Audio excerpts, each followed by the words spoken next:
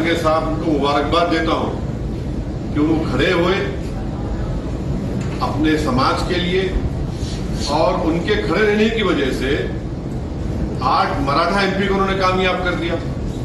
कामयाबी जहां उनकी हो रही है, जो मुस्लिम समाज की कामयाबी क्यों नहीं हो रही है?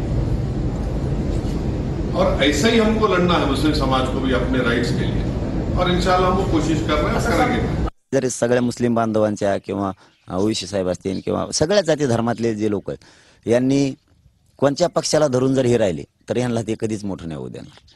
त्याच्यापेक्षा आपल्या जातीच्या बाजूने जर ते उभा राहिले तर मग जातीच्या बाजूने उभा राहिल्यावर जे जे लोक जातीच्या बाजूने उभा राहिले त्यांनी समान दुःख आहे सारखं सगळ्यांचं, त्यांनी एक व्हायचं। पलटले सत्ता, झाले सत्ताधारी तुम्ही, ही आयडिया करणं खूप गरजेचं आहे। आता ते पटवून घ्यायचं नाही घ्यायचं ज्या त्या जातीच्या नेत्यांवर अवलंबून आहे ते। जरांगे साहब को मुबारकबाद देता हूं कि वो खड़े हुए अपने समाज के लिए और उनके खड़े रहने की वजह से 8 मराठा एमपी को उन्होंने कामयाब कर दिया।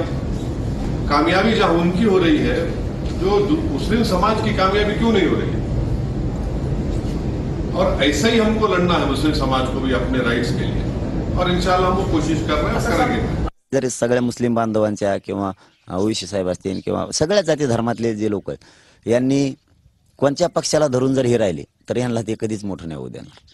त्याच्यापेक्षा आपल्या जातीच्या बाजूने जर ते उभा राहिले तर मग जातीच्या बाजूने उभा राहिल्यावर जे जे लोक जातीच्या बाजूने उभा राहिले त्यांनी समान दुःख आहे सारखं सगळ्यांचं, त्यांनी एक व्हायचं। पलटले सत्ता, झाले सत्ताधारी तुम्ही, ही आयडिया करणं खूप गरजेचं आहे। आता ते पटवून घ्यायचं नाही घ्यायचं ज्या त्या जातीच्या नेत्यांवर अवलंबून आहे ते।